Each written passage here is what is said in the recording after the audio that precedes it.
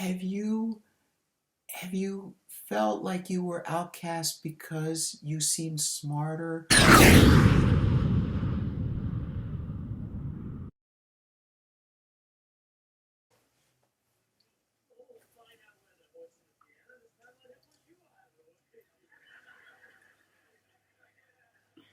Hello, welcome to Introspection with Jeff. This is a channel to understand and empower yourself. I deal in substance.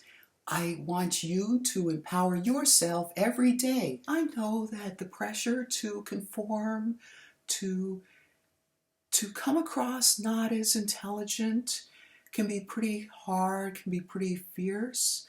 I didn't really encounter, I knew, I guess in retrospect, I know that it was probably going on. I don't know if it applied to me or not. I do want to talk about the first time that I encountered the pressure to, to not be so smart, to not come across so smart. It was after college graduation, and I started going back to Temple, and I would go to Torah study and talk about all these fascinating, wonderful things I read about the Torah text and the actual Hebrew, fascinating things. And even now, I'd like to share with you things about this psychological theory about dramatica and how it can predict screenplays and movies and film.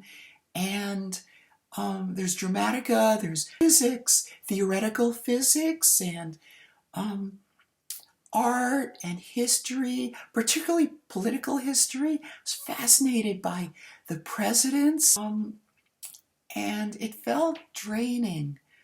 And at some point, around 2010, due to some other circumstance, I couldn't get a ride to Temple, and I reevaluated my going there, and I decided to stop.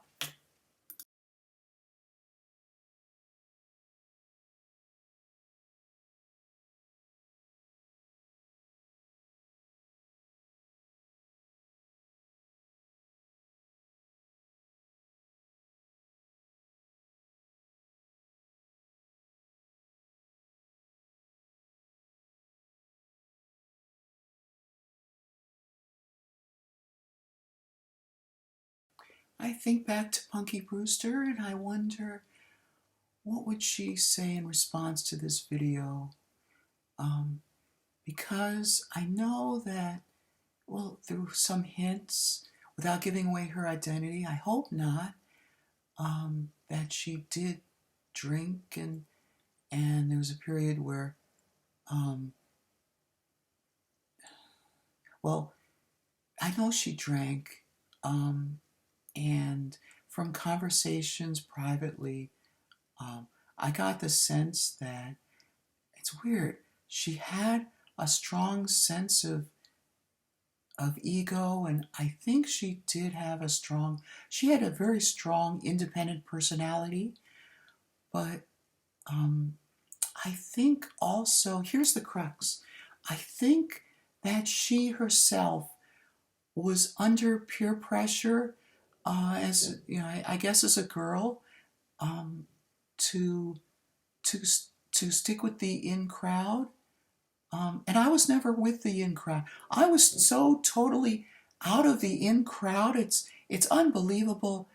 Um, and that's what kept me safe. Um, I didn't even try to go get in with the in crowd. I had my own sense. Ironically, I had my own sense of self-worth and self-image, that it didn't really matter if I was with the in crowd. And you know what?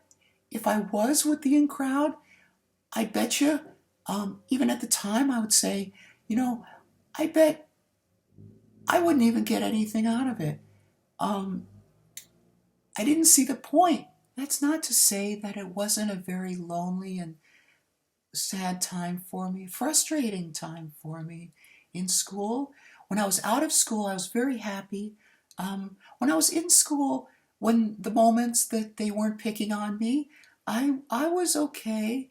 Um, but I never saw any desire to join in with the crowd, the same crowd of people that were actually outcasting me and picking on me and name calling and teasing and mocking. So I was so focused on getting a job after high school, going to Los Angeles and becoming a famous screenwriter, or actually at that time it was I wanted to be a famous television producer, create shows like Star Trek and Night Court and exciting shows like that. I'll tell you one thing that helped me very much was music. Um, I had like a repertoire of songs I would play in my head, and they were uplifting songs like "New Attitude" by I think it's Patti LaBelle, and um, "Dare" from the Transformers soundtrack, um, and songs like that that kept up my spirits. Um, and I think that played some part, but I think just simply having a strong sense of who I am and my goals in life and where I want to go in the future, um, I think really helped me. It was during college when I reached out to former classmates trying to build up some rapport, like introduce myself. That's when I really started finding out that although they respected me, they they didn't really they found it difficult to understand me. And I found it very frustrating myself because I was simply talking, I guess, about things that to me were very easy to talk about and explain and summarize. And not only that, but I wanted to engage in conversation. I wanted to show off. One trait of mine is that I really enjoy sharing ideas with people. That intellectual chasm didn't go away. I found solace in a few people I knew. Like there's a classmate named John. Pardon me, sorry. My iPhone is going off. I'll just ignore it.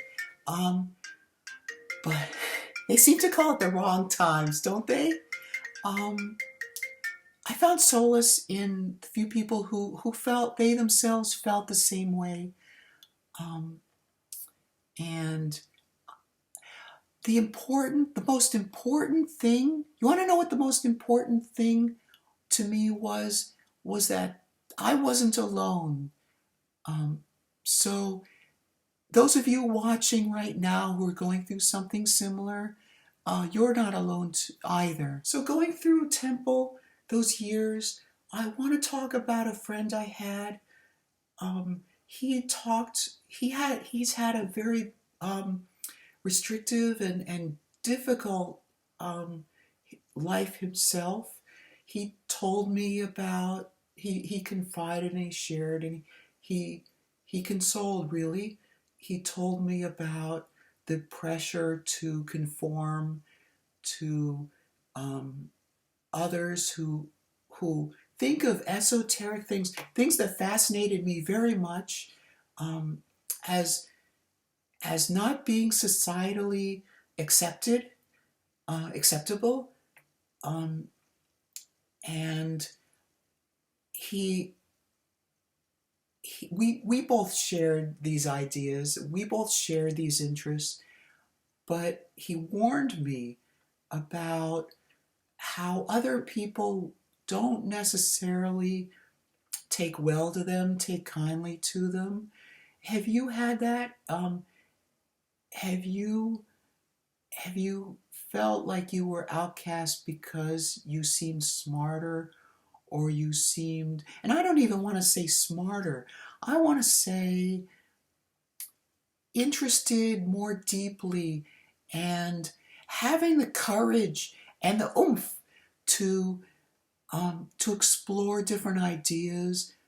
Um, I just naturally had that, and it wasn't until I was in my early 20s that I even discovered this peer pressure and this restrictive effort to keep people down intellectually. So I'll leave you with this thought. The only way that I was able to combat it was to remember that I'm very special. I'm um, And I think that again, I'll say this again, that everybody has the intellectual, almost everybody has the intellectual capacity to be smart, to stretch themselves. But again, there's this peer pressure not to. Um, and I wouldn't have it any other way. I believe that I'm smart. I believe that I'm worth it. And to nuts with everybody else. I'll continue to be smart and to learn. And I really want to know how the universe ticks. I want to know how films are created. I want to know how the Big Bang occurred. I want to know all about Kabbalah. I want to know, and actually, um, spread your interest to spread yourself intellectually far and wide. You deserve it. I don't know if there's any afterlife. I don't know if there's reincarnation. You only have one life, so grab as much of the universe as you can. Um, and this also goes with cigarettes and smoking and drinking. I don't know why anybody past maybe 1970 any kids would even consider smoking. I mean, it's damaging to your health, right? Why would anybody want to do that? I can only say it's under peer pressure. Um, so when you're under peer pressure, when you feel the effects, recognize that you're very important. You're healthy, and you don't want to do anything that you'll regret later in life, really. So I'll leave you with those words, and I hope you have a super day, and I'll see you next time. Bye.